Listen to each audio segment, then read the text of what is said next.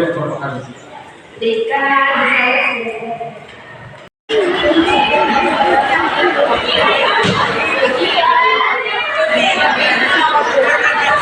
Adik Chandra, saya di sini sebagai wakil kepala sekolah bagian kehumasan.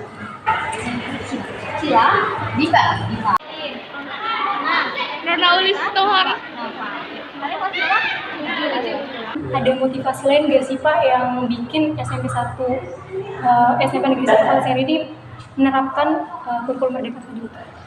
Pada dasarnya sih ada motivasi tersebut karena memang dari dulu SMP 1 itu kan kata masyarakat ya sekolah yang favorit.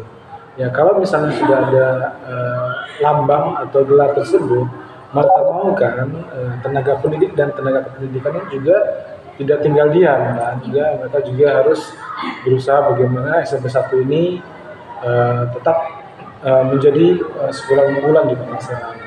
Karena kurikulum Merdeka ini baru diterapin akhir-akhir ini gitu ya Pak ya, itu gimana sih caranya sekolah memberikan dukungan kepada para guru untuk memahami tentang kurikulum Merdeka ini? Oke, kita udah tahun kedua sekarang. Salah satu langkahnya adalah mengadakan in-house training ya, in-house training terkait dengan kurikulum Merdeka ini.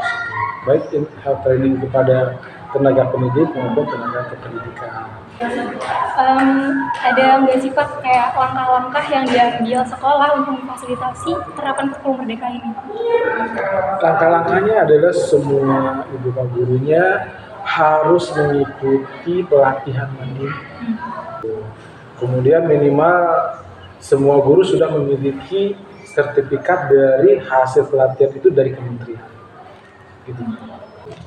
Ada ini Pak perubahan metode belajar dari yang awalnya kurikulum 13. Kurikulum 13 sekarang ke kurikulum Merdeka ya pastilah kan sekarang lebih cenderung student centernya betul-betul kita terapkan ya.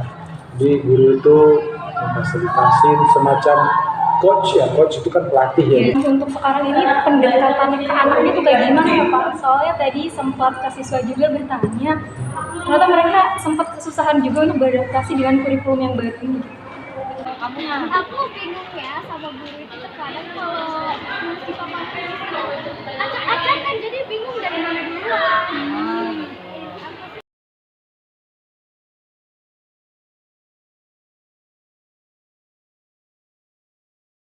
Jadi bagi anak yang dulu mungkin di awalnya kan mereka juga awal kan kurikulum Merdeka dari SD kan, yang utamanya mereka juga kaget. Tapi kan pelan-pelan nanti mereka juga akan terbiasa dengan kurikulum Merdeka tersebut, yaitu dengan bagaimana mereka akan mengembangkan diri mereka sendiri. Jadi guru itu yang nanti akan memfasilitasi, membantu anak untuk mengembangkan diri. Dari berbagai banyak tantangan yang dihadapi ketika Ya betul, karena kan gimana mengatasi? iya sumber daya SDM yang masuk ke sini kan tidak semuanya bagus. Iya, betul. Karena kita ada zonasi kan. Ya kita tidak harus meninggalkan dia begitu saja, gitu kan. Ya kita perbaiki, kan ada namanya remedial juga kan. Ya lebih cenderungnya sebelum remedial kita coba dulu ada teman-temannya yang pintar gitu, dia dulu sebutnya teman sebaya, tutor teman sebaya. Kan antar mereka itu kan lebih lepas komunikasinya gitu kan. Nah itu diatur oleh si guru. Guru sebagai fasilitator di Ya, SMP kita, ini begitu iya, gitu ya. begitu. Jadi kita tidak meninggalkan aja. Pak biasanya di sini ada kayak perkumpulan orang tua dengan guru nggak kayak biasa interaksi biar anak-anak tuh kayak lebih maksimal gitu? Ada dua perkumpulan. Pertama namanya Forsa, Forum Silaturahmi Orang Tua Iwan. Kemudian ada namanya Forum Paguyuban Kelas. Jadi paguyuban kelas itu orang tua dengan guru wali kelas doang. Jadi secara teknis P5 itu memang difokuskan untuk murid. Iya, jadi si guru cuma menjelaskan secara besar, nanti dia itu melakukan prosesnya. Terus karena penerapan kurikulum Merdeka itu dampak yang kelihatan signifikan banget dampaknya tuh kayak gimana Pak? Kalau dampaknya adalah mereka lebih kreatif dan mereka berani untuk aksi di depan kelas. Jika mereka perform di depan, dia nggak takut karena dia udah menguasai proses pembelajaran itu memang dari dia dan untuk dia gitu. Misalnya presentasi ya gampang aja kan. Maka lebih cenderung nggak malu-malu lagi karena dia memang basicnya dia yang mengerjain gitu. Dia yang membuat, dia yang menentukan, sehingga ketika presentasi pun siapapun gurunya dia tahu. Sejauh ini ada prestasi atau proyek dari siswanya itu enggak Pak?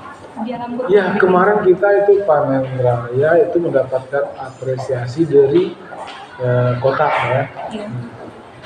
Jadi mereka awalnya dia nggak percaya hasil panen raya mereka itu adalah hasil dari P5.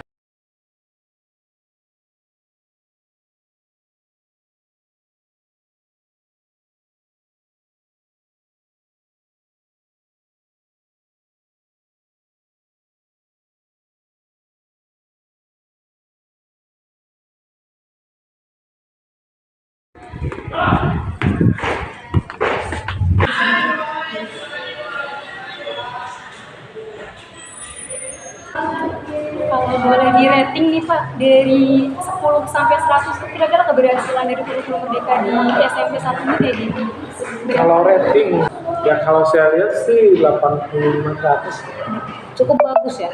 85 kalau misalnya. Iya. Tapi kalau misalnya 90 sih belum. Di SMP 1 ini ada nggak sih Pak kayak gitu yang bisa membantu bakat siswa-siswi ini dalam kurikulum? Ya banyak sih, untuk semua kurikulum itu mendukung kan. Satu, kemudahan. Yang kedua, paskib. Ya kan, paskib itu pasti kan disiplin kan, mandiri kan, pramuka lah dari semua. Kita ekskul-nya aja ada 18 ekskul, dan diantara itu pasti saling mendukung, terutama pramuka dan paskib gitu ya. Gak pending. Gak pending. 2, 3, 4, 5, 6. Kemudian ada PFR, seni budaya, gitu kan. Itu kan semua mendukung kan. Ini tuh hampir evaluasi nggak Pak? Ada Ya. evaluasi implementasi itu? Bukan evaluasi sih kalau kurikulumnya, itu namanya penilaian kinerja. Ya, melebihi dari evaluasi. Jadi nanti semua guru itu dinilai, ya artinya di kinerja seperti apa, evaluasi terkait kurikulum merdeka seperti apa. Itu ada setiap bulan Oktober sampai November. Nah, kalau untuk sebelumnya ya, untuk kelas 8-9 kita kan belum ketahuan. Di sini kelas 7, kelas 8 masih sifatnya internal kan, semacam STS dan rapor. Dan ketuntasan materi pembelajaran tersebut ketika mereka naik kelas 7 kemarin di kelas 3. Di sini pendaftarnya 1.000. Iya Pak. Lebih 1.000. Itu yang diterimanya kan cuma sekitar tapi yang terbang 500. Jadi tadi sempat nanya sama teman-teman siswa juga katanya kelas 7 sampai J ya. Sampai K. Lumayan Kita banyak. sulit membendungnya. Memang itu rombongan maksimal. Kita bolehnya cuma sampai 11. Kurang dari A kuadrat ditambah B kuadrat.